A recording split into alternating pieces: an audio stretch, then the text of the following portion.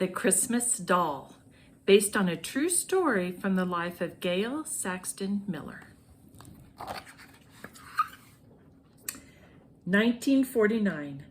Gail sat on the floor of her living room pretending to rub Christmas Eve sleep from her blue eyes, but the little girl in the hand-me-down nightgown couldn't fool her wise mom and dad. They knew none of the Saxton kids had slept much on the most exciting night of the year. Although she'd collected only one gift from under the tree, it was beautifully wrapped and had her name written on the tag in lettering so lovely it looked like it could have been a present all by itself. While she waited her turn, Gail cradled the gift in her lap like it was a baby and gently tousled the bow like wispy hair.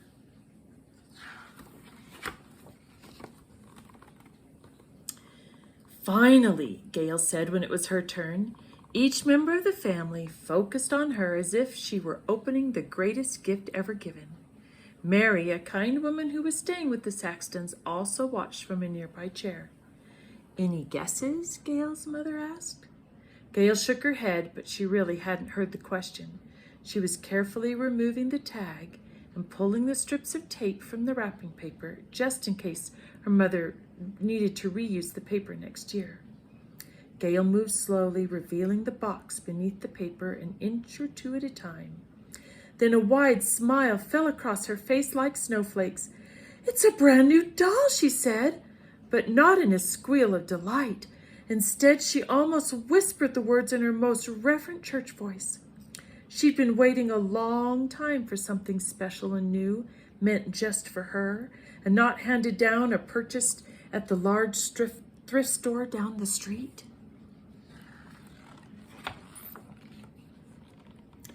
"Are you happy?" her father asked. Gail looked up at him and answered with happy tears and a smile so bright it could have lit every tree in their neighborhood. Gail spent every moment of the holiday break from school with her new doll.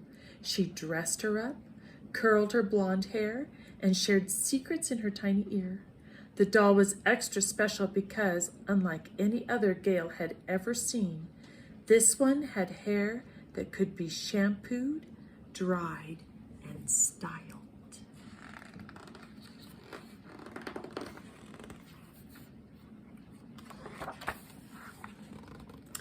Soon winter turned to spring, and the two new friends played together outside. They planted flowers and lay in the grass watching clouds race like lambs frolicking across the sky.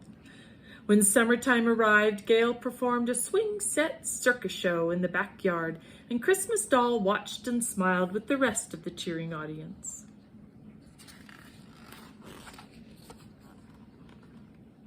When school started, the leaves on the apricot trees around the Saxton home began to fall. As the season's brilliant colors turned from bright to dull, Gail noticed Christmas Doll's pretty features had begun to fade too. Her friendly eyes were tired. Her hair was matted and thinning. Her dress was fraying. The greatest gift Gail had ever received was no longer new. It was used, tattered, and ordinary. Finally, one cold and quiet evening in November, Gail abandoned the once cherished gift on a lonely shelf in her bedroom. She didn't even say goodbye.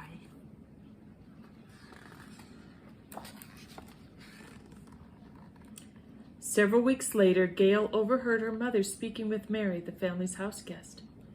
"Take the box and do what you can. And thank you, Mary, you are so kind. If this works, it just might be a miracle." Gail entered the room and found her mother sitting with Mary on the edge of her bed. Gail spotted a covered cardboard box in Mary's lap. Mary placed her hand briefly on Mrs. Saxton's and smiled at Gail, and then quietly left the room. "Is everything all right?" Gail asked when she and her mother were alone. Mrs. Saxton pulled her daughter in for a long hug and kissed her on the top of her head. "I hope so," she said.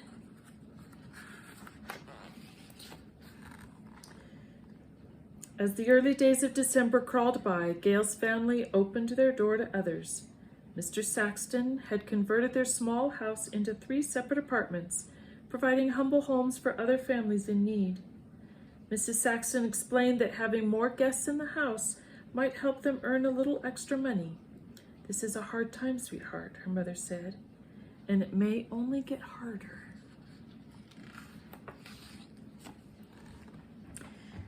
As Christmas neared, Gail often overheard her parents worrying about food, money, and Mr. Saxton's job. Gail didn't understand it all, but even a little girl can tell when the usual joy of Christmas is missing. The days were rushed and all the grown-ups were busy. Even Mary was always working on something. Whenever Gail wanted to chat, Mary said she had to finish a favor for Mrs. Saxton. "Another time," Mary would say, I promise." With time running out, Gail noticed that the only sign of Christmas was an inch or two of dirty, week-old snow in the yard. She wondered, will we ever get a tree? Will there be a small gift for everyone? Will there be a new gift for everyone?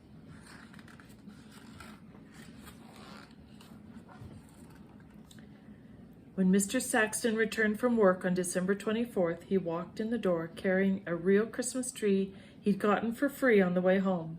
The needles were already brittle and turning brown, but with some lights, a handful of homemade decorations, and a star, the tree helped the living room finally feel something like Christmas.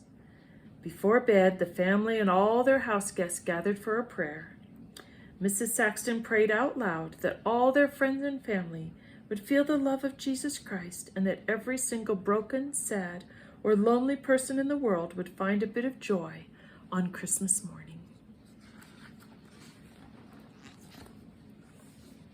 Before the sun was up, Gail and her family gathered near the tree. Once again, Gail pretended to rub Christmas Eve sleep from her blue eyes. Fresh snow and a few small gifts had arrived overnight, and Gail's eyes spotted one with her name again written beautifully on a white tag. She wondered if any gift could ever top the brand new doll she'd received 1 year earlier. At her turn, Gail opened the package carefully. This year, the box was brown and plain with no writing or clues as to what treasure might be hidden inside. As she pulled open the top, Gail squealed. "She's beautiful! It's another new doll!" She lifted the doll and hugged it tight. It was stylishly dressed with every single hair perfectly in place. Gail looked into the bright, happy eyes of her new gift. "She's so perfect, just like last year. Maybe even better." Winter melted into spring, then summer, then fall, and winter all over again as Gail and her Christmas gift played together like best friends. Gail does not recall exactly when she discovered her mother and Mary's secret from that magical Christmas morning so many years ago. Mary had indeed performed a miracle.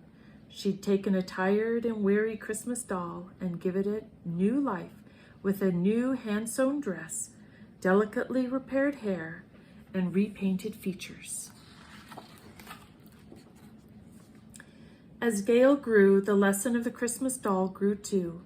Looking deep into the eyes of the gift she had fallen in love with twice, Gail discovered that just as a simple doll in a cardboard box can become new again, Jesus Christ has the power to make old things new, to heal the broken, and to give second chances. Through him, none are abandoned, none are hopeless, all are found, all are restored, eyes are made bright, even Christmas dolls, the little girls who receive them, and us. And he that sat upon the throne said, "Behold, I make all things new." Revelation 21:5.